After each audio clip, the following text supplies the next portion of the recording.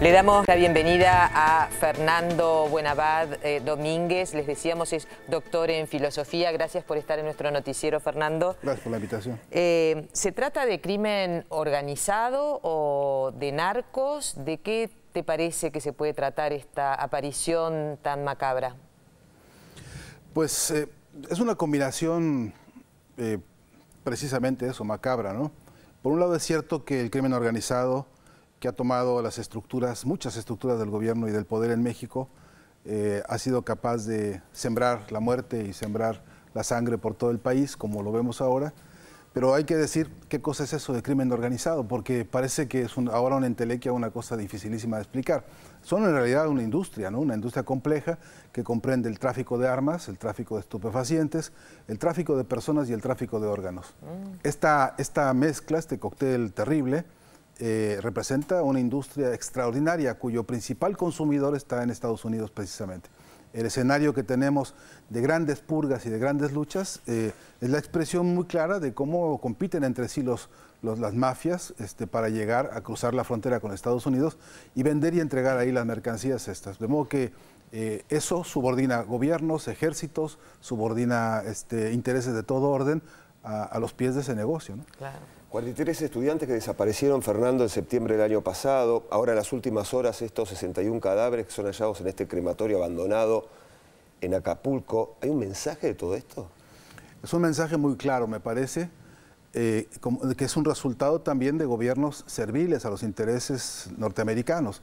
Nosotros no podemos analizar la problemática en México sin saber cuál es la servidumbre del país y del gobierno ante el Tratado de Libre Comercio, por ejemplo. Esa es una razón decisiva.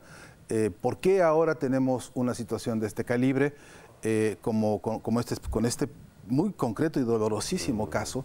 Es porque ahí hay una autoridad que ha sido derrotada por su propia inoperancia, por la entrega del poder a las mafias que controlan al país, y porque es un gobierno absolutamente complaciente con los caprichos de la DEA, por ejemplo, con los caprichos de la CIA, con los caprichos incluso de la Mossad, que en México hace años que reina en intereses de orden muy diversos. De manera que a mí me parece que la gran importante lección, el mensaje, lo que está detrás de esta apariencia, es un mensaje mafioso, de un Estado, por cierto, también mafioso, al que se le acusa, al que se le hace responsable de la desaparición y muerte de los 43 de Ayotzinapa, pero también porque no se nos olvide que estamos con un telón de fondo electoral en México, que hay una disputa territorial muy fuerte, milímetro a milímetro, hay elecciones para presidentes municipales, para gobernadores, para diputados, y sabemos que esas jerarquías políticas son lucha territorial muy minuciosa, ¿no? Ahora, Fernando, cuando uno mira la historia de México del siglo XX, siempre se hablaba del gobierno del PRI. Sin embargo, el PAN, que gobernó durante 2 periodos consecutivos, se planteó justamente una política diferente. ¿Nada cambió? Sí, claro, empeoró gravemente, porque los gobiernos del PRI y el PAN, por cierto, tienen como diferencia de grado solamente algún discurso nacionalista, y hasta ahí.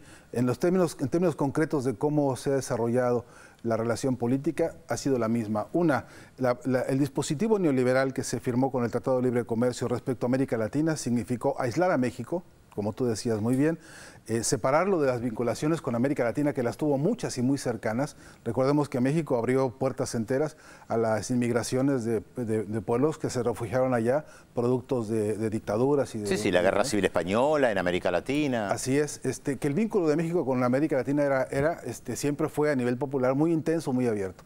Que estos gobiernos decidieron por órdenes directas del Departamento de Estado norteamericano iniciar un proyecto de aislamiento de México, de separación, para pues justamente encapsularlo y meterlo en esta especie de esclavitud también política. No se te olvide que México está considerado por Estados Unidos zona de seguridad norteamericana, que en México tenemos bases militares norteamericanas disfrazadas, que hay convenios militares en los que permiten el tránsito libre de las fuerzas regulares del FBI, por ejemplo, en el territorio mexicano, y que hemos tenido episodios de balaceras en algunas carreteras de agentes del FBI directamente contra policías, incluso mexicanos.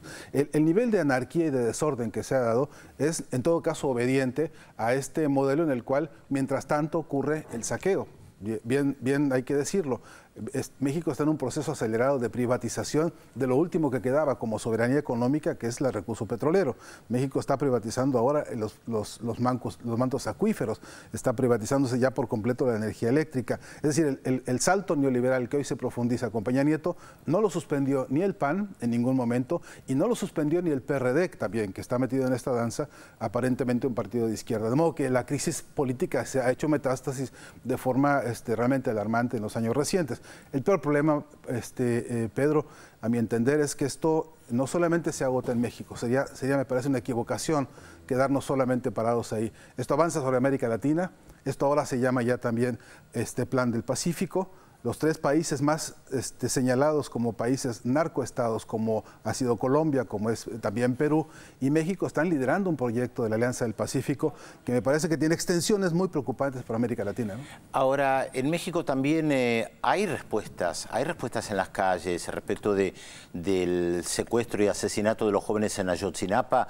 Hubo movilizaciones, ayer mismo una movilización importante. ¿Afecta esto al gobierno o no tiene consecuencias? Sí, hay me parece que una importante nueva situación política en el país. Actores que no habían tenido presencia hoy están fortaleciéndose como nuevos liderazgos a nivel nacional. Organizaciones incluso populares que están siendo hoy realmente directores políticos de las nuevas posibilidades en el país. Yo creo que sí, que la sacudida ha sido tremenda, que este parto sangriento y macabro nos ha costado mucho. Que hay un aprendizaje bien interesante que discutir, pero no vamos a lograr cohesión política ni avance político si México no logra hermanarse realmente dinámica y objetivamente con todos los pueblos de América Latina y demostrar que es posible muchas cosas, ¿no? Te digo una sola línea que me parece crucial. La batalla comunicacional en México respecto a esta situación es brutal. Televisa y las mafias mediáticas en México están silenciando todas las voces más importantes del país. Ahora, si nosotros no logramos hacer eco desde otros espacios, incluso desde ¿no? Para decir que esas voces existen, dignificando al país, entonces no hay manera de avanzar. Nosotros de hecho lo tratamos de hacer. Gracias, Fernando, por estar con nosotros. Lo entiendo, muchas gracias. Así es, muchas gracias por su tiempo aquí en la televisión pública. Ahora hacemos una nueva pausa.